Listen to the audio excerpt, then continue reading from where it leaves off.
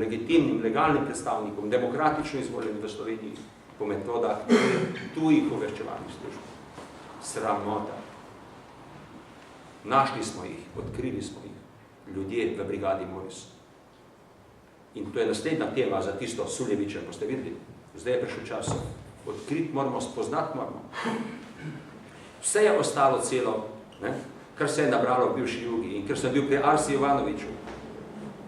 On je bil poslanec Tita, da je s tisto partizansko vojsko, ki je bila itak komunistična, vodena, pa znotraj ogromno ljudi, ki so bili inštrumenti tega spovedali, niso, da služijo istemu cilju. Jo je na koncu na Jančah pretvoril v preprosto enostavno del enovite jugoslovanske armade, ki je bila že po organizacijskem ustroju, po sistemu vodenja in poveljevanja, samo kopija sovjetske armade in čisto nič drugega. Če kdo misli drugače, naj mi prosim to pove. Poznam jo. 4-partitni sistem poveljevanja, spoštovani gospodje, ki tu sedite vojaki in gotovo je še kdo vojak med nami. Kako pa naj taka vojska sploh funkcionira normalno? Kjer je bila linija poveljevanja, poveljniška linija, popolnoma podrejena ostalim. Politični, torej komisarski, varnostni in predvsem zvezi komunistov. A drži, vidim, da mi timata. Torej, to je jasno, samo to treba vedeti. Ja. Tako je bilo. Še par besed o Kočevskem zboru in potem bo zaključil malo zgodovino, ki je pomembna, da gremo lahko pa takoj na Medvednjak, ni problema. Vidite, mi še dan današnji Kočevju imamo za občinski praznik 3. oktober. Kaj je 3. oktober? To ni samo kočevski fenomen, to je slovenski fenomen. Govor je in še dan danes se ponavlja v Kočevju in posod, kjer se o tem govori, novinarji, televizije, ko poročajo. Praznujemo dan od poslancev slovenskega naroda. Kako se lepo sliši? Kakšnega slovenskega naroda? Kdo jih je pa izvolil? Seveda, kdorkoli je rekel, partijskega naroda, tako gospod, vi imate prav, popolnoma. Ampak temu Bobu ne rečemo Bob. In se kar ujčkamo, sej malo pa je bilo nekaj slovenskega, pa smo že vsi medeni. Ja pa seveda je bilo, sej vseh pa niso zamenjali, no? Mislim, noro, čemu nasedamo. Še ena cvetka, ki jo danes prvič tu povem, včeraj sem jo mislil, pa sem jo pozabil. Ker sem hotel Kočevjo testirati, malo ljudi, če sploh vedo o tem, kaj se je res zgodilo. Namreč pogledajte si Kočevski centralni spomenik.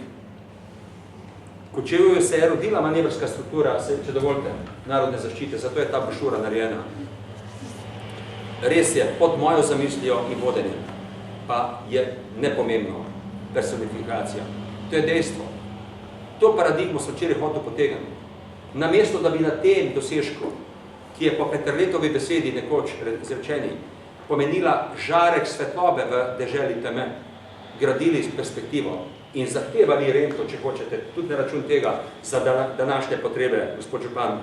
Tudi če bi kakšno cesto od nas zahtevali, bi župan komod napisal, tudi zato nam pripada nekaj od države, ker smo mi državi to dali. Ampak mi Kočevju tega nočemo, pa jih predseduje oziroma jih županuje človek za naslovi, ki gledajo ven z televizije. Takimi, profesor na fakulteti za družbene vede. Jaz pravim, relativno enostavno je opraviti z barabo, ki je glupa, kot radi rečemo. Hudič pa je, če je baraba brihten. To je pa malo težji primerek. In jaz to javno rečem. Imamo ga v Kočevju. Včeraj smo jih na Brenku in tukaj povem. Pod njegovim vodenjem se je zgodilo en teden dni nazaj, to, kar ste videli malo na televiziji. Tajno, po 25 let demokracije v Sloveniji, predavanje 150 učiteljem, nekoga iz gimnazije naženejo, tam so jih pa skrito pred lokalnim medijem napobnali v eno dvorano, inkriminirano, kjer je bil kočevski proces. Vse ste videli na televiziji, je to res, na Nova 24 se je pokazala.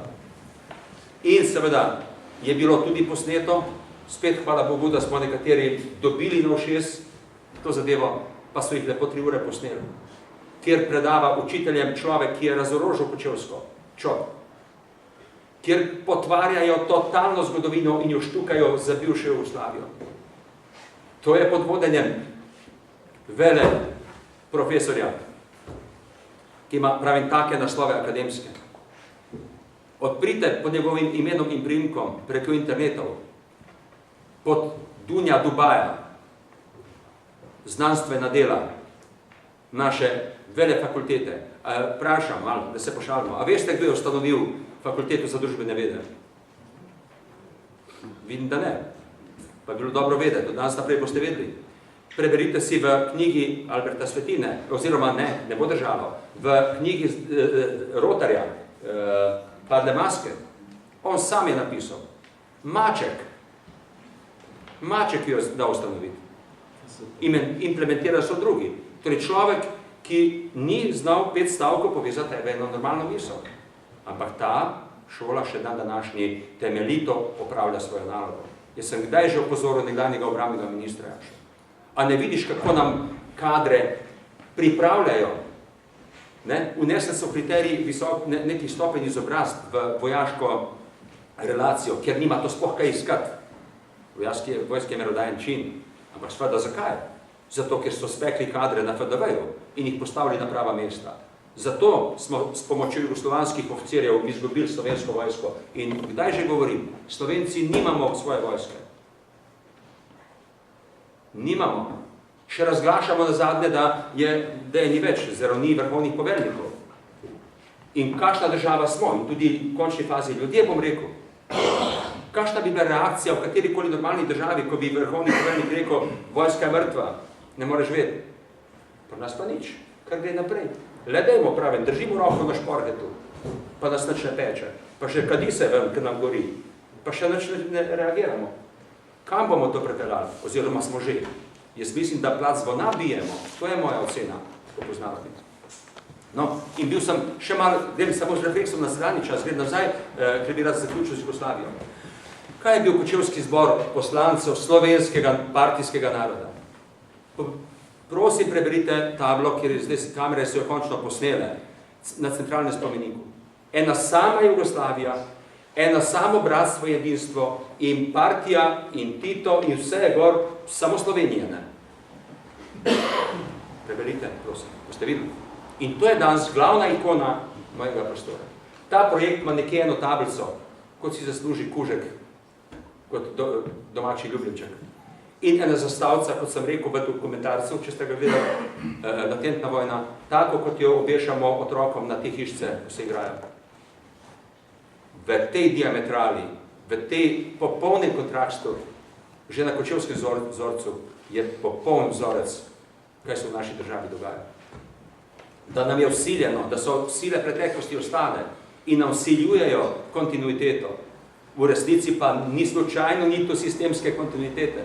Šlo je za totalni prelom, oziroma bolje rečeno, moralo biti, pa ga nismo povzročili.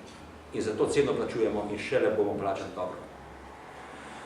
Kot poslastico, a kdo ve morda, kdo je bil, kako je ta kočevski proces potekal, ker ni kočevski, je vse slovenski, ne partijski. Zgodovinarje, sprašujem, ki imajo te strašne naslove iz FDV-ja, pa ne vedo. Kdo je bil uvodničar na tem največjem slovenskem zgodovinskem dogodku? Tako je treba reči, če hočeš biti všečen partiji. A kdo ve? Ne. Sem pričakoval, ker praktično nišče ne ve, pa vem. Vem iz nekih drugih podatkov. Beograjskih, če hočete, da bom malo usmeril, kje je to. Uvodničar, to bo še zgodovina napisala, na tem je bil poslanec Tita, ki je prišel, kot se je partiji nadel, ki je postavil smer, kam stvar bi morala iti. Potem so pa uprizorili celo demokratično seanso ali teater. In so baje neke roke dvigali in pisali Cankarja, narod si bo pisal sodbo sam, pa ne vem kaj. To je njihova manera, to so triki. Partija je sam trik. To je nič čistega. To je bil Milovan Džilas, da jaz povem. Pa testirajte pri krajšnjih znanstvenikih. Pa povejte, je Krkovič povedal. Zakaj je prišel, je jasno. Tito ga je poslal. Neke dni je, prijetno pa je, po teh dosejih, ki jih sem jaz slučajno videl, živel v Kočevju, imel je vse, kar si zasluži. Visoki funkcionar partije. moški mu lahko zavidamo. Njegovo nego. V teh dneh, ko se je pripravljal na ekspoze, s katerim je usmeril Tolstoja. In seveda, kaj je povedal, jasno. Ko boste šli jajce, je prevabil. Je Tito povedal, da morate biti za to. Itak, kako pa drugače bi bilo, tudi če ga ne bi bilo. Zakaj tega nihče ne ve v tej dvorani in praktično nihče v Sloveniji? Tudi jaz nisem vedel res do nedavne. Zato, ker so se med njimi zgodile intrige. Kajti Milovan Džilas, zdaj bo rekel, pri vsej nesreči, ki se nam je zgodila, hvala Bogu, da smo ga imeli sploh. Vse bi ga Tito ubil, to ni dvoma nobenega. Zakaj se ga pa bal? Zato, ker je rabil Zahod, ko se je skregal z svojimi partijskimi diktatorji, naddiktatorji v Moskvi. In zato ga je samo občasno zapiral v Mitrovici. Ampak Džilas se za sabo pustil in zato mu pripada to, mu dajem priznanje, da imamo vse to blago. Ko sem v zaporu na Dobu temeljito preštudiral Novi razred, ki vam ga na srce polagam, prosim, vzemite to knjigo. Končno je doživela prevod v slovenščini. In sem spoznal tehnologijo Kominterne, ki zajema tudi enega od aksiomov, ki ga poznamo v novejšem času iz Depela vasi. Kaj je izjavil pomembnega Milan Kučan v Novi Gorici pred Depela vasjo? Za premagovanje nasprotnika, sovražnika, kako povedal. So dovoljena vsa sredstva. Najprej kompromitacija, nato diskreditacija in na koncu še eliminacija, če je potrebno tudi fizična. Vete, kako znam, kot oče naš, ker sem to na svoji koži doživel tudi. Ne? Ampak neverjetno, to piše tudi v knjigi Milovana Džilasa, ki razkriva tehnologijo kominterskega načina delovanja partije. Ker je sila, to pogledna sila, minimalno sredstvo prisile, više oblike je pa ta narod doživel. Poznamo Katin, to sem včeraj svetoval, učil je treba narediti turizem iz pozorcu Katina na Poljskem. Malokalibrska, tošilc, to je po maniri partije. Tako je približno izgledala tam preteklost. In prišla so leta 88, 90, 91. Demokratični proces se ni rodil v Sloveniji, ampak je bil v veliki meri ali pa največji meri pogojen z razmerami, ki so se pač po naravi stvari zgodile v kompletnem vzhodnem bloku. To je bil čas delitve sveta na zahodni in vzhodni blok, dve velesili na čelu, Sovjetska zveza in Amerika. V Ameriki NATO pa na tej strani Varšavski pakt. Kje je bila Slovenija in Jugoslavija? Absolutno nikoli druge. To so pravljice o nekih. Lahko je bila samo neke vrste hibrid zaradi zanimive in posrečene geostrateške pozicije. Skozi svoj študij, pozneje tudi v Ameriki, sem se srečal z zanimivimi ljudmi. Imel sem srečo, da sem spoznal tudi osebno gospoda Vorona Cimermana, ki je bil zadnji veleposlanik v bivši propadi Jugoslaviji v Beogradu. Njegova knjiga je na voljo, mislim, da je žal ni prevedena, je samo v angleščini. Pa naj Bog daj, je točno povedal. Ne? Nažalost, še od Amerike kot zaščitnice najbolj svetega postulata demokracije, človekove pravice, nismo bili razumljeni, ker so prevladali višji interesi. Tako piše. Odkrito je rekel, nikoli ni bila samostojna Slovenija interes Amerike. Pač kako je bilo. Zato nismo nikomu nič dolžni, kar smo si priborili. To smo si priborili. To ni bilo darovano. Spoštovani. In tu apeliram na Slovence, da imamo glavo po konc pa biti nekakšno reč ponosni. Mi nismo ksenofobi, ki se nam očita. Tudi ne moramo biti po liniji 2 milijonskega naroda. Kaj pa smo? Kaj nam očitam? Seštejem zdravem pa pokrivem, ker to jaz nisem. Jaz sem ponosen, pokončno Slovenc bil, kamorkoli sem šel. In sem, ampak večinoma smo. Mi smo ksenomani, to je naš problem. Mi nič, kar je doma, ne znamo ceniti. Imamo pa izjemen božji dar in strašne kapacitete v posameznika. Kot celota pa ne funkcioniramo dobro. In ne obsojam tudi to je, ali pa predvsem krivo pranje možgan, ki smo jo doživeli v bivši Jugoslaviji na Balkanu. No in zgodilo se je, kar se je zgodilo. Padel je Berlinski zid. Pustimo vso to Sovjetsko zvezo in vse, kar se je tam zgodilo. Ne? Pri nas pač zadeve so kulminirale, kot so. Vemo, da smo bili najbližje Zahodu, zato ni nič posebnega, se mi zdi čisto naravno, da je proces demokratizacije pač prednjačil v bivši Jugoslaviji v Sloveniji. Zgodile so se tudi zaželjene prve neumnosti, kot vojak ocenjujem, na bojnem polju. To, kar so naredili s četverico, oni, večjo uslugo Slovencem niso mogli napraviti. Kajti, seveda, že to, da so nas z pozicije neke veliko srpske prepotentnosti podcenjevali, to je vojaško velika napaka, to ne smeš nikoli narediti. Si na slabi poti. Pa so nas izjave, ki so padale v Slovencih, so resnično, res ponižujoče, da smo, ne vem, da smo reve, da smo kukavice, da smo pač neki, ne, v redu. Proces četverici, ne, je zame predvsem pomemben za to, kot fenomen, ne, da ves ta Balkan skozi toliko desetletij skupnega življenja nas pa res ni poznal. Mi smo preživeli na kulturi in na svojem jeziku. Vse drugo je zelo vprašljivo kot atribut preživetja. In soditi v sredi Ljubljane in to leto 88 v srbo-hrvaškem jeziku, v Slovencu, za njih samomorilsko, za nas pa božji dar. Tako da v tem vidim in žrtev in veliki dar, ki smo ga dobili podarjenega in smo ga znali izkoristiti. Zgodilo se je bolj ali manj to, kar je film pokazal, o čem res ne rabim govoriti. Toliko. In seveda še ena stvar, zdaj, da bomo prišli do Medvedevega končno. Moje videnje ne morem dokazati, lahko pa stroki dokazujem kot hipotezo in če me kdo premaga, bom bil zelo vesel. Vedno bom priznal, če bom premagan, da sem pač bil seveda s fair playem in z argumenti. Jasno. Gre za naslednjo stvar, malo vojske, malo vojaške doktrine na strateški ravni. Prepričan sem in argumente imam v naslednjem. To, kar je Boštnar prinesel kot dokument, takratni četverici Janezu Janši, ne, in se je začel ta proces, je dokument, ki ga je odprl kot šifrant, kar pomeni, da je bil dokument tajno poslan.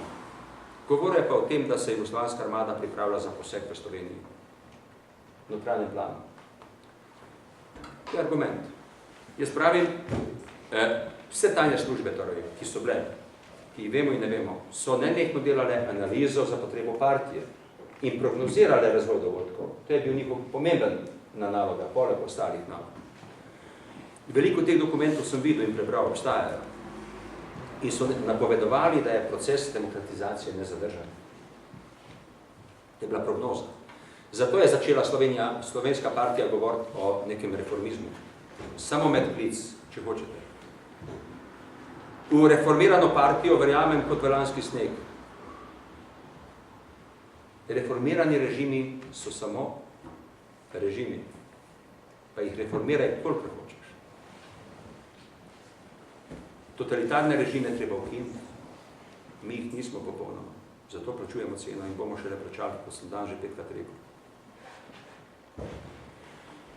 In so začeli s temi manevri, ki so se dobro prijeli, od iz Beograda demonstracija krasno dobila.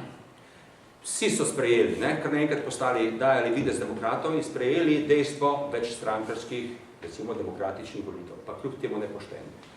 Kajti infrastruktura, na kateri so speljali volitve komunisti, je bila neprimerljiva z Demosovo infrastrukturo. To vsi dobro vemo. Tukaj tako rekoč laični politicizem. Kje pa naj dobiš izkušnjo? Kaj je rekel Peterle? Opozarjam na film. Da je nenavaden občutek, da predstavlja tako rekoč večinski del slovenske populacije, politično gledano, ne? Torej, krščansko-ljudski pol, skupaj, če gledamo še zomano, ne? Ampak po 50 letih abstinence bi smel sodelovati aktivno pri politiki. Po drugi strani pa verziran stroj političen, odprt z vsemi možnimi službami, z vsemi mediji, vse, kar so imeli. Ampak kljub temu so respektirali svojega bodočega nasprotnika. In trdim to, kar ne moram dokazati. Dva plana sta bila. Če je to, kar se je zgodilo plan B, potem bom opredelil drugi plan kot plan A, ki se ni zgodil. In trdim, postavljam tezo, če bi zmagali na prvih volitvah demokratične, torej komunisti, jaz rečem, preprosto, zakaj? Zato, ker sem povedal, da kdorkoli je reformiran bil in bil pretvorjen v neka druga imena ali, ne vem, nijanse, karkoli, to je eno in isto, so samo različna imena za eno in isto stvar. In če bi koalicija, tudi če ni bila formalna, tistih zmagala, Slovenija nikoli ne bi bila razorožena, vam jaz povem, ker za to ne bi bilo potrebe. Vsi za to se je šlo. Poglejte, kaj je Potrč lepo povedal za zgodovino. Še kdaj si pogledajte ta film. Vse. Kaj je bil cilj? Ostati na oblasti. Podprti so bili z velesilam. Interes je bil ohraniti Jugoslavijo. Madonna. Kaj je lepšega, če bi se to zgodilo? Ampak Bog ni tako hotel. Hotel je drugače. Da, Bog. Z veliko pisano. In zgodila se je zmaga Demosa. Zgodilo se je nekaj. Aktiviralo se je volilno telo Slovenije, ki ga je danes in vsa ta desetletja, spoštovani gospodje politiki, jaz nisem politik, sem vojak, general, ampak si dovolj reči. Jaz ga tako pogrešam. Jaz vem, da ta potencial obstaja. S tem namenom sem močno iniciral tudi organizacijo VSO-ja za vrednote, da bi pripomogel. In očital vam bom tudi direktno, ki ob meni sedite, pa koliko ste krivi ali niste, politiki ste. Ne vi, ki gledate, ampak tisti, ki imate funkcije, kakšnekoli. Moj očitek. Lepo vas prosim, kakšno je moje spoznanje generala, kako si jaz prepoznal slovensko politiko? Tisti, ki idejno pripadam. Super, fantje in gospodje in možje. Ena stvar pa ne gre. Tako preprosta, najbolj elementarna. Komunicirati pa ne znate. Lahko, da se kdaj pogovarjate, pa še to ni vedno lahko. Generalno govorim, ampak direktno, kot ne morate sprejeti, sicer drugače ne znam biti. Če nima vse prav, nekaj pa ima. Moje spoznanje v sodelovanju za politično elito Demosa, novodobno, ki že dolgo časa pač je na sceni v takih ali drugačnih imenih. Tu je problem. V ljudeh je potencial, je želja. In jaz kot general, če to pretvorim politične razmere na vojaško bojno polje, ki ga bolje razumem političnega, mi imamo vse adute za zmago. In prihaja čas, tudi na račun neumnosti nasprotnika, ki je tako bebal, da počne, da hodijo po Ljubljani za jugozastavom, ne vem, kaj delajo, maske, nože nosijo, ne vem kaj, za normalne ljudi nespremljivo. Sam dajmo to formulo že enkrat spela, če enkrat, ki je bila takrat zmagovita in ta formula je zmagovita za veko maj, ta potencial obstaja. No, seveda, grem nazaj. Malo sem spucal vmes, kar sem bil v duši, zdaj pa povem to v tistem času. Zgodil se je plan B zato, ker je zmagal Demos, ki je imel nosilen del programa, torej je povzel v bistvu Majniško deklaracijo, ki smo jo slišali tisto, ki je bral Pavčak. Ni nekulturno, če dam rekel zdol, ne? Ja, večkrat to postaja. Sej meni tudi. Vroče teme. Ja, so vroče teme. Ja, nič hudega, je že v redu, ne? Glejte, in seveda jugoslovanska armada, ki je prevzela po Titu, si je nadela vlogo, ki jo je Tito njej dal v Rudu leta 1941. Ohranitev integritete Jugoslavije kot celote in seveda režima, čeprav pod nekimi drugimi pogoji. In to, kar se je v Sloveniji zgodilo, je bil alarm. Zmaga Demosa je bil alarm. In jasno je videti, ne? Če bi vam dal še podaljšek tega filma, ta film je daljši, cel, vredno ga je pogledati, izjemen izdelek. Ko nastopi jugoslovanska generaliteta, jasno pove, nikoli ne bomo dovolili, pod nobenimi pogoji, torej ne gre za demokracijo in priznavanje rezultata na volitvah, ampak seveda priznamo volitve samo, če zmaga partija, če pa zmaga druga stran, bo pa partija povedala, kdo je zmagal. Zato se je šlo. Glejte, in prišlo je do razorožitve Slovenije. Tu je, gospod, zdaj pa prehajam na vojno počasi, ne? Kajti vojna je posledica vsega tega. To bi težko začel odgovarjati na Medvedjevo.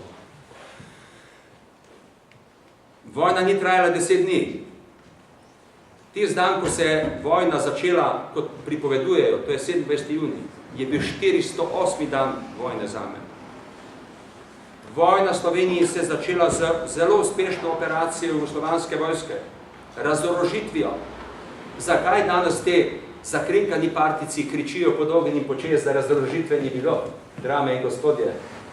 Tu, dragi moji kolegi, oficiri, tu je točka, v katero treba spustiti snajperski strel. Če mene vprašate. Tu jih boli, si vse povedo, sam dajmo jim tja, kamor nas kličejo. To je klic v brezupu. Vsi so pokazali vse tarče, samo dajmo to opaziti in eliminirati demokratično, seveda, da ne bo kdo prevajal na kakšen drugi jezik. In koga so razorožili? To je bilo leto 90, maj mesec. Pravijo, da so teritorijalno obrambo slovensko. Zopet imamo fenomen instrumentalizacije. Vse smo bili večinoma v njej, ampak bili smo inštrument ene in iste organizacije. Ta organizacija je nastala leta 1968 po invaziji Sovjetske zveze na Češko-Slovaško. In ker je bila, zopet je ozadej spor dveh idiotov zgodovinskih. Idiotov, definitivno Tita in Stalina. Zaradi njih je treba potovči milijone narodov. In seveda, kaj je Tito sešel? Tito je ustanovil. Ker je vedel, da je jugoslovanska armada, ki jo je naredil po partizanski vojski, samo plagijat Sovjetske zveze in sovjetske armade in nezmožna se upreti, je skozi to teritorijalno obrambo reaktiviral vzorec iz partizanstva. In seveda uresničil nek zanimiv koncept, ne bom rekel, strokovno gledano, če zanimiv, ki bi tudi v danih situaciji funkcioniral. Gotovo.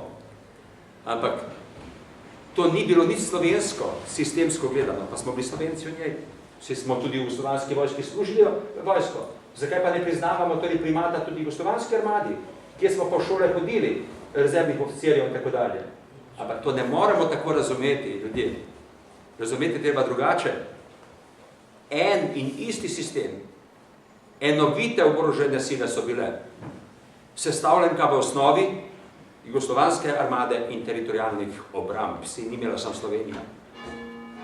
Vse so imele isti vzorec sistema vodenja in poveljevanja. V njej pa, ko sem rekel, mnogi demokrati, duhovniki, ne vem, zdravniki, humanisti, taki. Ja, kaj ti pomaga? Si bil v inštrumentu. Če nisi prišel, te je prišla vojaška policija iskat. In danes seveda, ko jaz tako razlagam na televiziji, me hočejo spreti z ljudmi, kot da imam jaz recimo proti policistu ali vojaku nekaj. Ne. Jaz hočem samo povedati, zakaj je šlo, pa nisem razumljen. In seveda, zgodila se je žalost od žalosti, pa spet nam partija prodaja, jugoslovanska armada vas je razorožila. Kao. A res? Ne drži.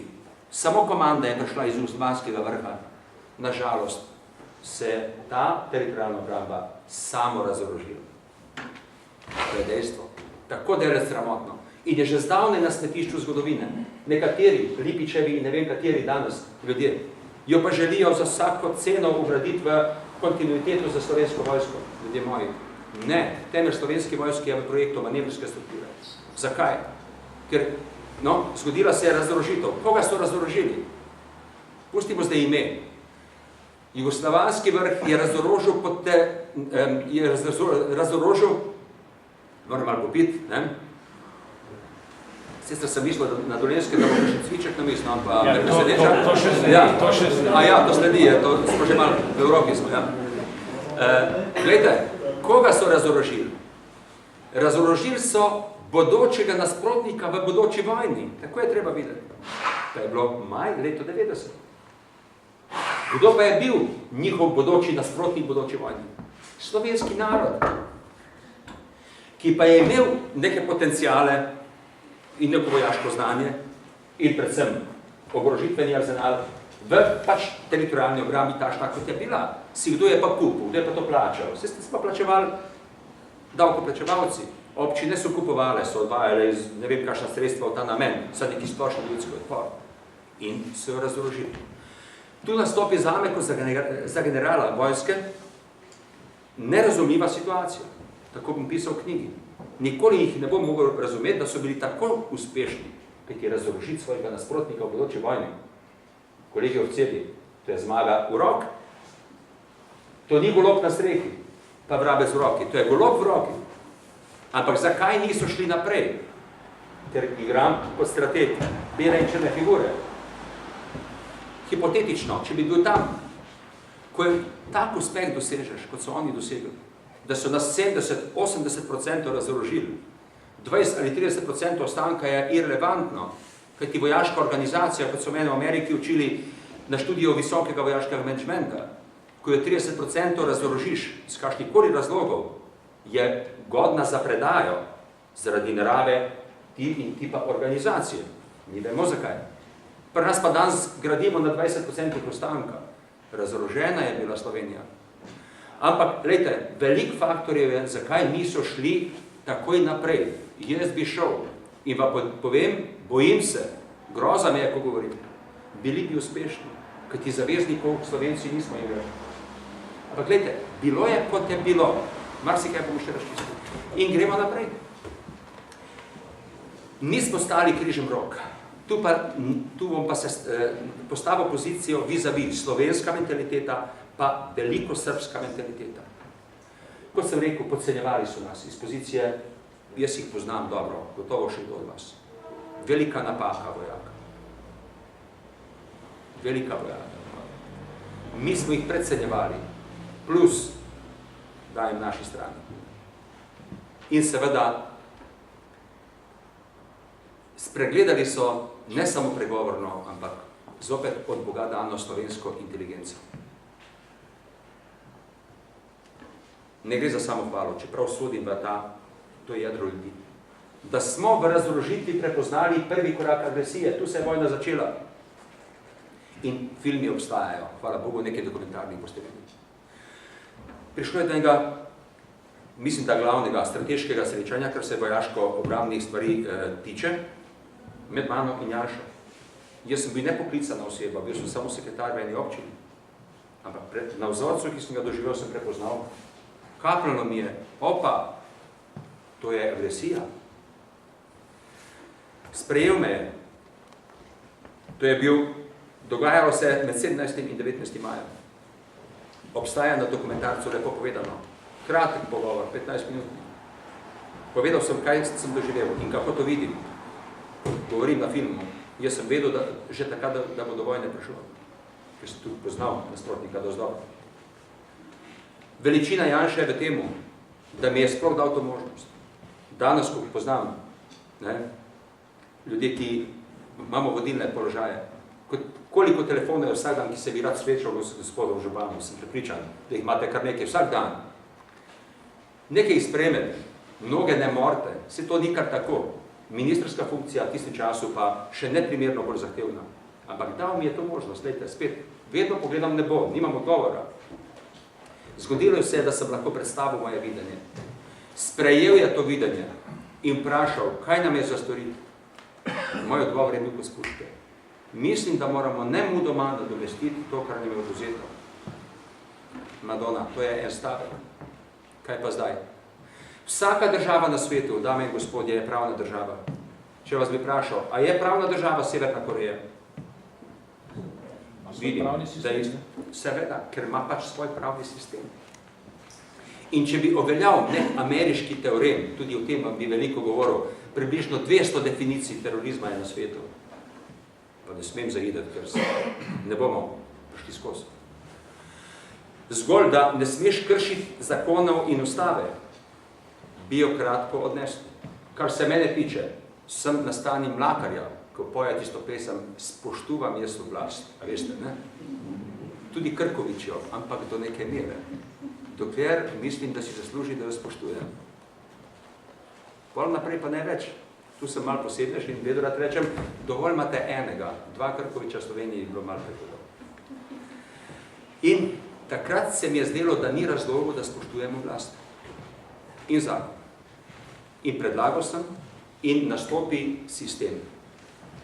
Da ne bo kakšnih dilem, zdaj pri zadnjih stvari okoli Ovat za bivšega šefa partije se stvari lepo pucajo. Zadnji film je lepo pokazal latentna vojna, ko je sam povedal, da ve, da ni bil deležen zaupanja. Da, toliko lažje rečem, res ni bil deležen zaupanja. Kot šef partije, tudi mnoge strukture, takrat ne, to je spet bi bila preširoka razlaga. In odločili smo se za vzpostavitev, za vstop v ilegalo, kar pomeni izven ustave in zakona. Ampak s tem prevzeli tudi odgovornost na svoja ramena. In vrh te operacije sta bila usodni tandem slovenske osamosvojitve, to sta Igor Bavčar in Janez Janša. In nastopila je obdobje operacija 2.1.13.62. To ni kar naključna številka, obstaja dokumentarni film, lahko si ga pogledate, zelo zanimiv je. Govori o teh ozadjih, v enem delu je potvorjen in ravno v odnosu do šefa partije, ker je nastal leta 1992 in na zahtevo ministrov, ker smo vsi skupaj verjeli, da bomo šli skupaj naprej, Slovenci. To je odraz naše naivnosti, ampak gledajte, pa tudi poštenosti. Je tam potvorjeno v tem filmu samo en del, če ga boste gledali, se ga bo treba pač popraviti, zdaj, ko so dejstva znana, ne? Smo prikazali, kot da je tudi bil seznanjen in so bili drugi in tako naprej. Ne, sistem je bil zaprt, kot mora biti, na ravni dveh ministrov, prevzela sta politično odgovornost. Tu je nastala neka nerodnost, ki se vleče kot drobne zamere v lastni vrstah, z prijateljem, predsednikom prve vlade, Peterletom, sva to dostikrat razčiščevala in upam, da se ga prepričal, da ne sme zameriti. Kajti v začetku je razumel, kot da ni bil deležen zaupanja. Ni res. Gre za strokovni princip. Ko postavljaš take organizacije, če bi jo razširil v parlamentarne organe in telesa, nikogar ne obsojam. Procuri se temu reče. In bi prišlo ven, če bi prišlo ven in nas bi armada dobila pri tem delu. Danes Krkovič ne bi bil tu in na srečo ne bi bil